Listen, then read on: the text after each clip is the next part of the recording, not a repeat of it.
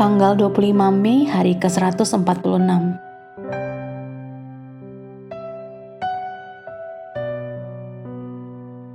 Bacaan Ayub pasal 25-28. Bildad dan Sofar terdiam, debat ketiga.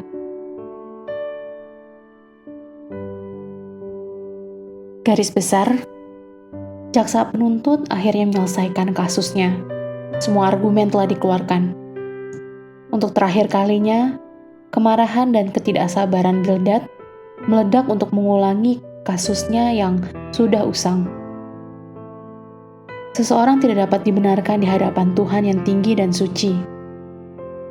Ayub yang setuju dengan konsep Bildad tentang Tuhan yang agung, berpendapat bahwa Tuhan jauh lebih besar dari yang pernah ditunjukkan Bildad. Bersikeras atas ketidakbersalahannya sendiri, Ayub menggambarkan Tuhan sebagai orang yang dengan bijaksana dan adil menghargai orang benar.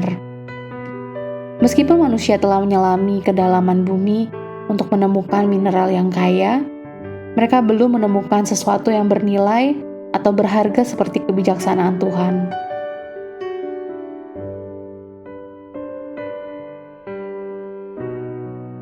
Renungan harian. Berikut adalah pemikiran yang baik dari buku Pengkhotbah untuk ditambahkan pada pembacaan Alkitab Anda hari ini. Janganlah lekas-lekas marah dalam hati, karena amarah menetap dalam dada orang bodoh. Pengkhotbah pasal 7 ayat 9. Ketika kata-kata telah habis, emosi bisa menyala. Seperti halnya dengan Bildad, semua argumennya telah dibantah, tidak ada yang tersisa untuk dikatakan. Jadi dia mengecam dalam kemarahan dan menunjukkan kedangkalan dari nasihatnya sendiri.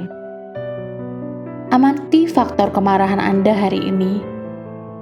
Jika memungkinkan, bawa termometer bersama Anda di dalam saku baju atau tas. Atau gambarlah pada kartu catatan dengan kata-kata Pengkhotbah pasal 7 ayat 9 di bagian belakang.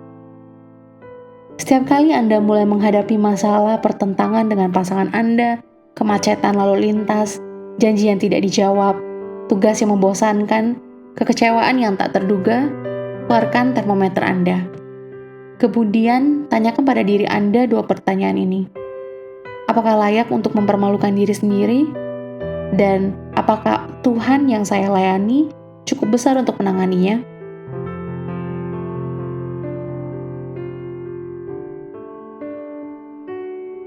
Orang yang bisa menekan kemarahannya yang sesaat mungkin dapat mencegah penderitaannya yang bisa timbul dalam sehari.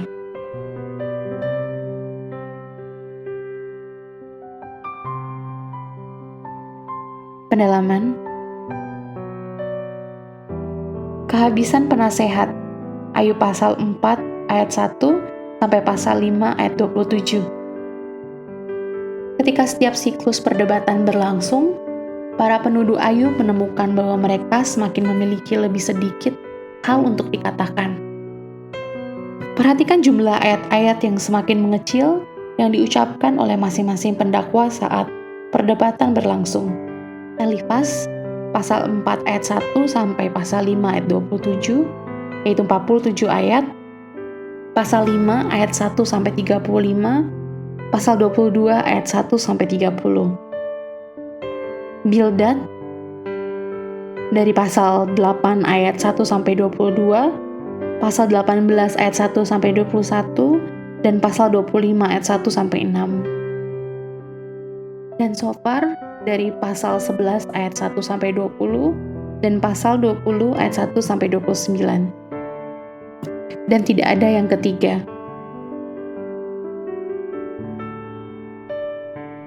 Berapa nilai sesungguhnya suatu kebijaksanaan? Ayub pasal 28 ayat 17. Ayub menyatakan bahwa kebijaksanaan lebih berharga daripada emas bumi. Pasal 28 ayat 17. Seberapa berharganya itu? Satu ladang emas di Afrika Selatan saja telah menghasilkan 50 juta ons. Kalikan dengan harga emas hari ini dan hitung banyaknya nol pada hasilnya tersebut.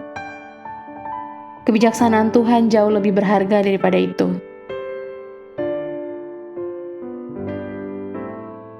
Amin. Tuhan Yesus memberkati.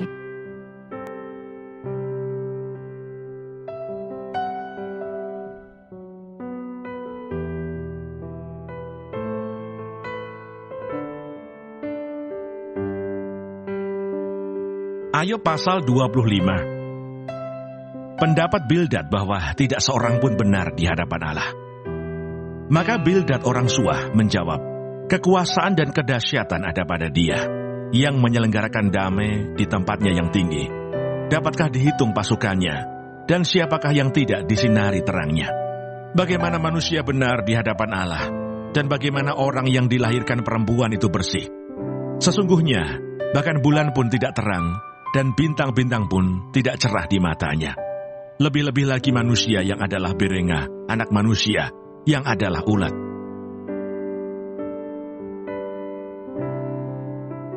Ayub pasal 26. Jawab Ayub, siapa dapat mengerti kebesaran Allah? Tetapi Ayub menjawab, alangkah baiknya bantuanmu kepada yang tidak kuat, dan pertolonganmu kepada lengan yang tidak berdaya. Alangkah baiknya nasihatmu kepada orang yang tidak mempunyai hikmat, dan pengertian yang kau ajarkan dengan limpahnya. Atas anjuran siapakah engkau mengucapkan perkataan-perkataan itu, dan gagasan siapakah yang kau nyatakan? Roh-roh di bawah menggeletar, demikian juga air dan penghuninya. Dunia orang mati terbuka di hadapan Allah, tempat kebinasaan pun tidak ada tutupnya. Allah membentangkan utara di atas kekosongan, dan menggantungkan bumi pada kehampaan.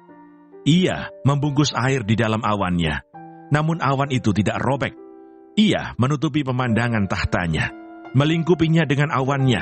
Ia telah menarik garis pada permukaan air, sampai ujung perbatasan antara terang dan gelap. Tiang-tiang langit bergoyang-goyang, tercengang-cengang oleh hardiknya. Ia telah meneduhkan langit dengan kuasanya, dan meremukkan Rahab dengan kebijaksanaannya. Oleh nafasnya langit menjadi cerah, tangannya menembus ular yang tangkas. Sesungguhnya, semuanya itu hanya ujung-ujung jalannya. Betapa lembutnya bisikan yang kita dengar daripadanya. Siapa dapat memahami guntur kuasanya? Ayub pasal 27. Tidak ada harapan bagi orang fasik. Maka Ayub melanjutkan uraiannya. Demi Allah yang hidup yang tidak memberi keadilan kepadaku, dan demi yang maha kuasa yang memedihkan hatiku. Selama nafasku masih ada padaku, dan roh Allah masih di dalam lubang hidungku, maka bibirku sungguh-sungguh tidak akan mengucapkan kecurangan, dan lidahku tidak akan melahirkan tipu daya. Aku sama sekali tidak membenarkan kamu. Sampai binasa, aku tetap mempertahankan bahwa aku tidak bersalah. Kebenaranku, ku pegang teguh dan tidak kulepaskan. Hatiku tidak mencela sehari pun daripada umurku. Biarlah musuhku mengalami seperti orang fasik, dan orang yang melawan aku seperti orang yang curang. Karena apakah harapan orang durhaka, kalau Allah menghabisinya, kalau ia menuntut nyawanya? Apakah Allah akan mendengar teriaknya, jika kesesakan menimpa dia? Dapatkah ia bersenang-senang karena yang maha kuasa, dan berseru kepada Allah setiap waktu? Aku akan mengajari kamu tentang tangan Allah. Apa yang dimaksudkan oleh Yang Maha Kuasa tidak akan kusembunyikan. Sesungguhnya kamu sekalian telah melihatnya sendiri. Mengapa kamu berpikir yang tidak-tidak? Inilah bagian orang fasik yang ditentukan Allah, dan milik pusaka orang-orang lalim yang mereka terima dari Yang Maha Kuasa. Kalau anak-anaknya bertambah banyak, mereka menjadi makanan pedang, dan anak cucunya tidak mendapat cukup makan. Siapa yang luput daripadanya akan turun ke kubur karena wabah, dengan tidak ditangisi oleh janda mereka. Jikalau ia menimbun uang seperti debu banyaknya, dan menumpuk pakaian seperti tanah liat, sekalipun ia yang menumpuknya, namun orang benar yang akan memakainya, dan orang yang tidak bersalah yang akan membagi-bagi uang itu. Ia mendirikan rumahnya seperti sarang laba-laba, seperti gubuk yang dibuat penjaga. Sebagai orang kaya, ia membaringkan diri, tetapi tidak dapat ia mengulanginya. Ketika ia membuka matanya, maka tidak ada lagi semuanya itu. Kedahsyatan mengejar dia seperti air bah. Pada malam hari, ia diterbangkan badai. Angin timur mengangkatnya, lalu lenyaplah ia. Ia dilemparkannya dari tempatnya, dengan tak kenal belas kasihan Allah melempari dia. Dengan cepat ia harus melepaskan diri dari kuasanya. Oleh karena dia, orang bertepuk tangan dan bersuit-suit karena dia dari tempat kediamannya. Ayub pasal 28. Manusia tidak dapat menemukan hikmat. Memang ada tempat orang menambang perak dan tempat orang melimbang emas. Besi digali dari dalam tanah dan dari batu dilelehkan tembaga. Orang menyudahi kegelapan dan batu diselidikinya sampai sedalam-dalamnya. Di dalam kekelaman dan kelam pekat, orang menggali tambang jauh dari tempat kediaman manusia. Mereka dilupakan oleh orang-orang yang berjalan di atas. Mereka melayang-layang jauh dari manusia. Tanah yang menghasilkan pangan, di bawahnya dibongkar bangkir seperti oleh api. Batunya adalah tempat menemukan lazurit yang mengandung emas urai.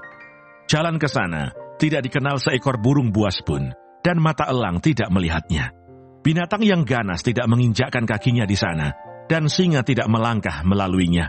Manusia melekatkan tangannya pada batu yang keras. Ia membongkar bangkir gunung-gunung sampai pada akar-akarnya. Di dalam gunung batu, ia menggali terowongan, dan matanya melihat segala sesuatu yang berharga. Air sungai yang merembes di bendungnya, dan apa yang tersembunyi dibawanya ke tempat terang. Tetapi di mana hikmat dapat diperoleh? Di mana tempat akal budi? Jalan ke sana tidak diketahui manusia, dan tidak didapati di negeri orang hidup. Kata samudra raya, ia tidak terdapat di dalamku. Dan kata laut, ia tidak ada padaku. Untuk gantinya tidak dapat diberikan emas murni, dan harganya tidak dapat ditimbang dengan perak. Ia tidak dapat dinilai dengan emas ofir, ataupun dengan permata krisopras yang mahal, atau dengan permata lazurit. Tidak dapat diimbangi oleh emas atau kaca, ataupun ditukar dengan permata dari emas tua. Baik gewang, baik hablur, tidak terhitung lagi. Memiliki hikmat adalah lebih baik daripada mutiara. Permata krisolit Ethiopia tidak dapat mengimbanginya. Ia tidak dapat dinilai dengan emas murni. Hikmat itu dari manakah datangnya? Atau akal budi di manakah tempatnya?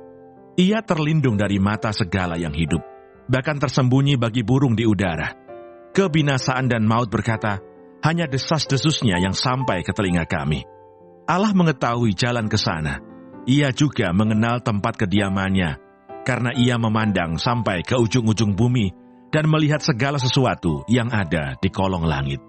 Ketika ia menetapkan kekuatan angin dan mengatur banyaknya air, ketika ia membuat ketetapan bagi hujan dan jalan bagi kilat guruh, ketika itulah ia melihat hikmat, lalu memberitakannya, menetapkannya, bahkan menyelidikinya. Tetapi kepada manusia ia berfirman, sesungguhnya takut akan Tuhan itulah hikmat, dan menjauhi kejahatan itulah akal budi.